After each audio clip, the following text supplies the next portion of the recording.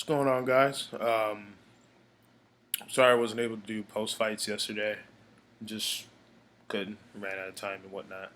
But definitely a lot of good fights yesterday. I guess we'll go in order. We'll start with Rigondeaux versus Seha. Good fight, entertaining, good clash of styles, like I knew it would be. Um, didn't know why Rigondeaux was fighting that toe to toe style, aka Mexican style. Um, I'm not sure why he was doing that. I thought Seha was definitely outworking him for the majority of the fight. His left hook was looking really good. Um, I think Seha probably should have threw more uppercuts. Probably should have jabbed a little bit more. Um, that way he could have got off cleaner shots. Because sometimes Rigondeaux smothered. There's a lot of headbutting between the two, especially those mid rounds. And the ref, shout out to him. I think Jay Nady. He took a point from both fighters. I think the round right before the stoppage, because both guys were headbutting a lot. It was an entertaining fight. It wasn't a bad fight, but I didn't understand why Rigo was fighting,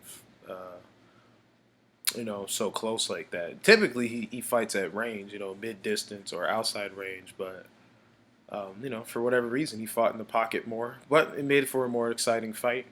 Um, and he definitely caught Seha with that sweeping left hand, which Rigondeaux was landing the last 3 rounds or so before the knockout.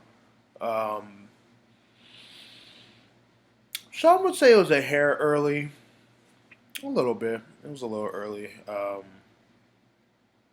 Yeah, it was a tad early, but um, yeah, it was just a tad early. I wish it would have let Seha go a little bit longer, just because I thought he was winning the fight.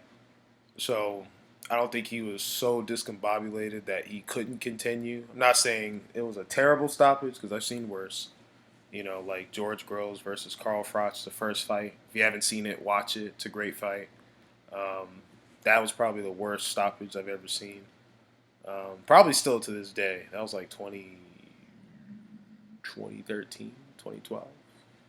Great fight, though. But both fights were really good. But that was probably the worst stoppage I've ever seen. But so it wasn't that bad, but I don't know. I think I would have let Seha go a little bit longer, especially like I said, because he was winning, in my opinion.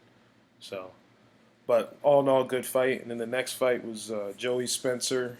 I think last year's PBC's prospect of the year against Akeem Black. I think they both had 7 fights at the time.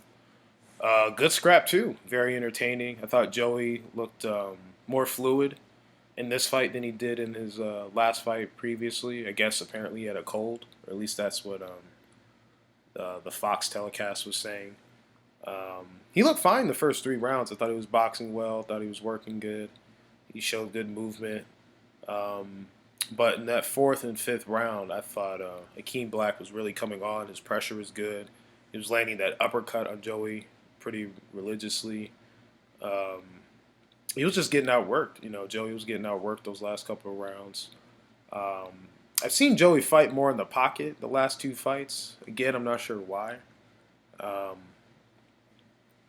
I know his favorite fighters are like Canelo and Ward and stuff, but um, he was doing good boxing. And then, fourth, fifth round, he just. Well, actually, he did get caught in the fourth round. I think it was by like a hook. And he got caught, so he slowed down a little bit. And then Akeem Black just kept the pressure on.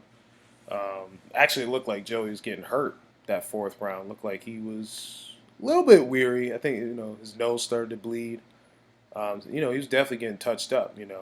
What I didn't like from Joey is that he had his hands low for the majority of the fight. Like he was Roy Jones or something. Got to keep his hands up in future fights. He definitely has speed, good power, stuff like that. Because he hurt Akeem Black too, but um, till he gets a little bit more seasoned, I would stay away with the hands low and stuff like that. Um, I think he's like quick. I don't know about fast. Roy Jones was fast. You know what I'm saying? Um, but it was definitely a good learning experience. Joey's only 19. You know what I mean? He's a kid. Um, Still a good fighter. He won a close fight. Um, I think I had Joey winning what 4 rounds to 2. So it was close. I thought Akeem Black definitely held a good account of himself.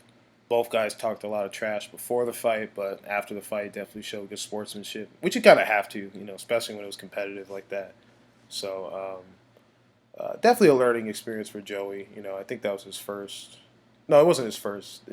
The fight before was his first 6 rounder. So this one went 6 again. I guess he got with the new speed coach. I think his dad said. Um, Speed looked good, but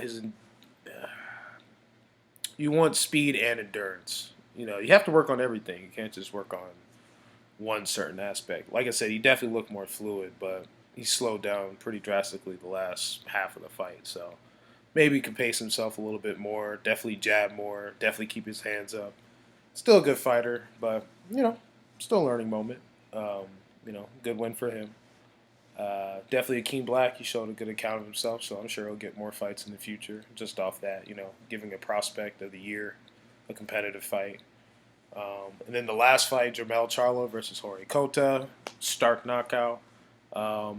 Late replacement, I think the last 3 weeks or so. So Cota, he's kind of an awkward switch fighter, although he fought mostly southpaw, very wide stance.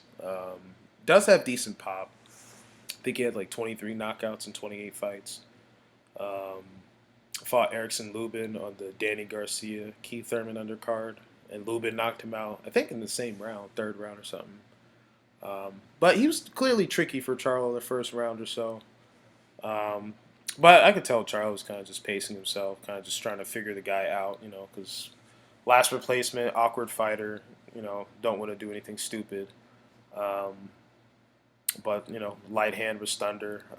I think Lennox Lewis called it right before the first knockdown when he said Cota shouldn't be in a wide stance like that, because if you get caught, you could be in trouble. And would you know it? That's exactly what happened. Jamel threw a perfect 1-2, sat him down. Now this fight, you could argue, could have been stopped right then and there because Cota looked out of sorts. He was hanging on the ropes a little bit. The ref should have made the Cota come to him, but instead, Jermell literally walked up to him straight in the middle and just threw a 1-2, and Cota's head was looked like he got crucified. It was a brutal knockout. Um, but Jermell did what he was supposed to do against a challenger, I guess. Not a gatekeeper. Gatekeepers I consider like a Ishe Smith or maybe a Trout now.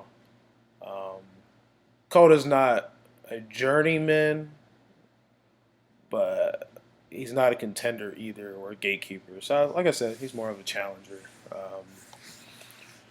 We'll see what happens from him. I think that was the second time he got knocked out. But Jamel looked good. Wish he would double his jab more. I think he has one crisp jab, but I like to see him double and triple his jab more. Um, he has a great one too. Very athletically gifted. Tony Harrison said he got hurt. He had a boot on and stuff. So hopefully he recovers, and then we can get that rematch kicking. It's a great fight.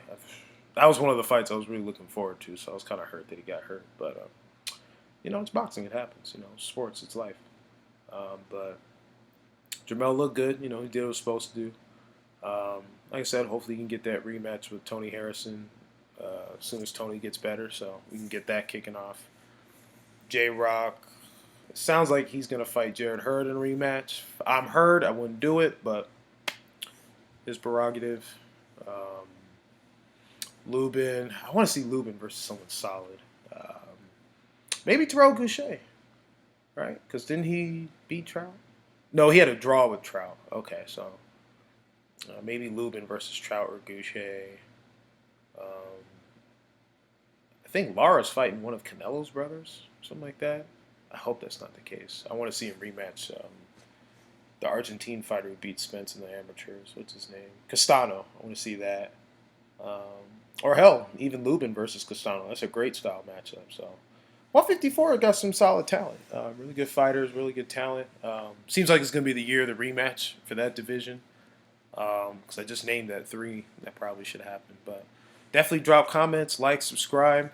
Stay tuned, share the video. Let me know what you guys think of the 154-pound division and matchups you guys would like to see. But yeah, take it easy.